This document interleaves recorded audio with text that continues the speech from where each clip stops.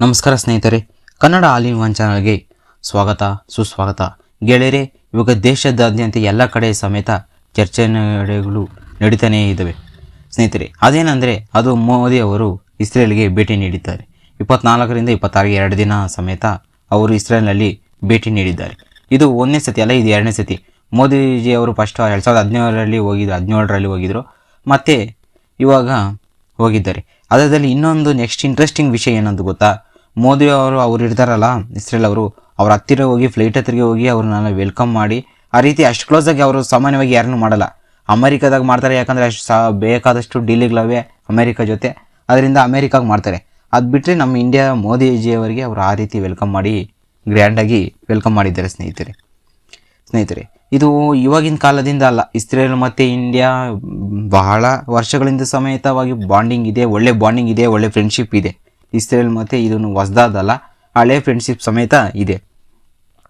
ಇದರಿಂದ ಇವಾಗ ಚರ್ಚೆ, ಈ ಸಭೆ ಎಲ್ಲ ನಡೀತಲ್ಲ, ಅದರಿಂದ ಈ ಪಾಕಿಸ್ತಾನಿಗೆ ಕೆಲವು ಒಂಥರ ಆರ್ಟಿಕಲ್ಸ್ ಡಿಫ್ರೆಂಟ್ ರೀತಿಯಲ್ಲಿ ಬರೀತಾ ಇದ್ದಾರೆ. ಒಂಥರ ಇದು ಪಾಕಿಸ್ತಾನ ಉಗಮ್ಗೆ ವಿರುದ್ಧವಾಗಿದೆ ಇದು ಅಂತ ಅವರು ಡಿಫ್ರೆಂಟಾಗಿ ಆರ್ಟಿಕಲ್ಸ್ ಬರೀತಾ ಇದ್ದಾರೆ. ಇನ್ನೊಂದು ಏನಂದರೆ, ಇನ್ನೊಂದು ವಿಷಯ ಮೋದಿಜಿಯವರು ಮಾತಾಡಿದ್ದಾರೆ ಅಂದರೆ, ಇಸ್ರೇಲ್ ಗಾಜಾ ಅಲ್ಲಿ ನಡೀತಲ್ಲ, ಅದೇನೋ ವಿಷಯ, ಒಂಥರ ಮಹಿಳೆಯರು ಮಕ್ಕಳನ್ನೆಲ್ಲ ಸಾಯಿಸಿದ್ದಾರೆ, ಅದು ಏನೋ ಅದು ಸ್ವಲ್ಪ ವಿಷಯವಾಗಿದೆ. ಅದ್ರ ಬಗ್ಗೆನೂ ಸಮೇತ ಮೋದಿಯವರು ಮಾತನಾಡಿದ್ದಾರೆ ಅಂತಲೇ ಹೇಳ್ಬೋದು ಅದ್ರ ಗಾಜಾದಲ್ಲಿ. ಮತ್ತು ಇನ್ನೊಂದು ಗ್ಲೋಬಲಲ್ಲಿ ಎಲ್ಲ ಚರ್ಚೆ ಆಗಿದ್ದು ಪಾಕಿಸ್ತಾನಿಗೆ ಅದು ಮೇನ್ ಭಯ ಶುರುವಾಗಿದ್ದು ಇಲ್ಲಿ. ಇನ್ನೊಂದು ಡೀಲು ಸಹಿ ಆಗಿದೆ, ಇದು ಗೋಲ್ಡ್ ಹೌಸ್ ಮಿಸೈಲು. ಇದು ಎಷ್ಟು ಪವರ್ಫುಲ್ ಅಂದರೆ, ಈ ಬಂಕರ್ ಬೀಟ್ಸ್ ಇರ್ತಾವಲ್ಲ, ಒಳಗಡೆ 2000 ಒಳಗಡೆ ಇದ್ರೂ ಸಮೇತ ದೂರ ಹೋಗಿ ಬ್ಲಾಸ್ಟ್ ಮಾಡಾಕ್ತವೆ. ಆ ರೀತಿ ಮಿಸೈಲ್, ಅಷ್ಟು ಪವರ್ಫುಲ್ ಮಿಸೈಲ್ ಇದು. ಆ ಡೀಲ್ ಸಮೇತ ಆಗಿದೆ. ಅವ್ರಿಗೆ ಇದು ಯಾರಿಗೂ ಕೊಟ್ಟಿಲ್ಲ, ಅವರು ಮೋಸ್ಟ್ಲಿ ನಮಗೆ ಫಸ್ಟ್ ಕೊಡ್ತಾ ಇರೋದು ಈ ಮಿಸೈಲು, ಗೋಲ್ಡ್ ಹೌಸ್ ಮಿಸೈಲ್ ಇದು. ಇದು ಮೇನ್ಲಿ ಇದು ಸ್ನೇಹಿತರೆ, ಅದು ಡೀಲ್ ಆಗಿದೆ. ಅದರಿಂದ ಪಾಕಿಸ್ತಾನಿಗೆ ಈ ಟೈಮಿಗೆ ಏನಿಗೆ ಅವರು ಇಬ್ಬರು ಚರ್ಚೆ ಮಾಡಬೇಕಾಯಿತು. ಅವರು ಸಮೇತ ಬೇರೆ ಬೇರೆ ರೀತಿಯಲ್ಲಿ ಬರಿತಾ ಇದ್ರು. ಮೇನ್ ಇನ್ನೊಂದು ಏನು ಗೊತ್ತಾ, ಇವರು ಇಸ್ರೇಲ್ ಇರ್ತೈತಲ್ಲ, ಅವ್ರ ನ್ಯೂಸ್ ಪೇಪರಲ್ಲಿ ಒಂದು ದೊಡ್ಡದಾಗಿ ಹಾಕಿದ್ದಾರೆ ನಮಸ್ತೆ ಅಂತ. ನಮ್ಮ ಲ್ಯಾಂಗ್ವೇಜು, ನಮ್ಮ ಇಂಡಿಯಾದಲ್ಲಿ ಇರ್ತಾರಲ್ಲ, ನಮಸ್ತೆ ಅಂತ ನಮ್ಮ ಲ್ಯಾಂಗ್ವೇಜಲ್ಲಿ ಹಾಕ್ಬಿಟ್ಟು ಅವ್ರ ಲ್ಯಾಂಗ್ವೇಜಲ್ಲಿ ಸಮೇತ ಅವರು ಹಾಕ್ಕೊಂಡಿದ್ದಾರೆ ಸ್ನೇಹಿತರೆ, ಇಸ್ರೇಲ್ ಅವರು. ಆಮೇಲೆ ಇದೊಂದು ವಿಷಯ ಆದರೆ, ಈ ಡೀಲ್ ಎಲ್ಲ ಒಂದು ವಿಷಯ ಆದರೆ, ಇನ್ನೊಂದು ವಿಷಯ ಏನು ಗೊತ್ತಾ, ಈ ಟ್ರಂಪ್ ಅವ್ರ ಚರ್ಚೆ ಸಮಯ ಅವರು ಒಂದು ಟ್ವೀಟ್ ಸಮೇತ ಹಾಕಿದ್ದಾರೆ. ಆ ಟ್ರಂಪ್ ಅವ್ರು ಏನಂದರೆ, ನಾನು 7 ವರ್ಷ ನಿಲ್ಲಿಸಿದ್ದೀನಿ ನಾನು ಅಂತ ಅವರೊಂದು ಟ್ವೀಟು. ಮತ್ತು ಇನ್ನೊಂದು ವಿಷಯ ಅವರು ಮೇಯ್ನಾಗಿ ಹೈಲೈಟ್ ಆಗಿರೋದಂದರೆ, ಶಹಬಾಜ್ ಶರೀಫ್ ನನಗೆ ಅವಾಗ ಈ ಪಾಕಿಸ್ತಾನ ಮತ್ತು ಇಂಡಿಯಾ ವಾರ್ ನಡೀತಾ ಇತ್ತಲ್ಲ, ಇದ್ರ ಬಗ್ಗೆ ಆಪರೇಷನ್ ಸಿಂಧೂರ್ ನಡೀಬೇಕಾದ್ರೆ ಶಹಬಾಜ್ ಶರೀಫ್ ಅವರು ನನಗೆ ಕಾಲ್ ಮಾಡಿದರು. ಅವ್ರು 3,000 ಕೋಟಿ ಜನನ ಉಳಿಸ್ಬೇಕು, ಅದು ನಿಮ್ಮ ಕೈಯಲ್ಲಿದೆ ಅಂತ, ಈ ಯುದ್ಧನ ಹೇಗಾದರೂ ಮಾಡಿ ನಿಲ್ಲಿಸಿ ಅಂತ ಹೇಳ್ಬಿಟ್ಟು ಶಹಬಾಜ್ ಶರೀಫ್ ನನಗೆ ಫೋನ್ ಮಾಡಿದ್ರು ಅಂತ ಟ್ರಂಪ್ ಅವರು ಹೇಳಿದ್ದಾರೆ.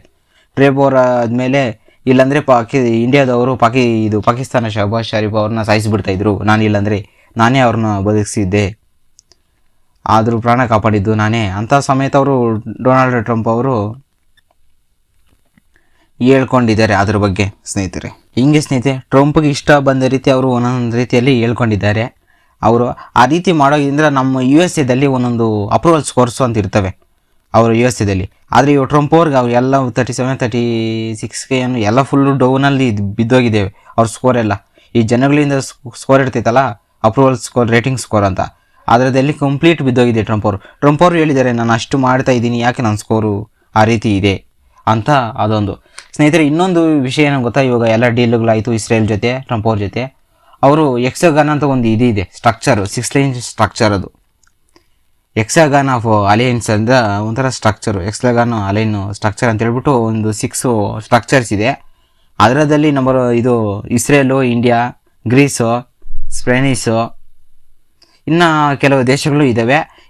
ಇಷ್ಟು ದೇಶಗಳಿದೆ ಆ ಸ್ಟ್ರಕ್ಚರು, ಅದು ಮೇನ್ ಡೀಲು. ಇದಕ್ಕೆ ಅವರು ಇಂಡಿಯಾ ಒಪ್ಕೊಂತೈತೆ ಇಲ್ಲ ಅನ್ಕೊತಾ ಇದ್ರು, ಅದೇ ಇಂಡಿಯಾ ಒಪ್ಕೊಂಡೈತೆ.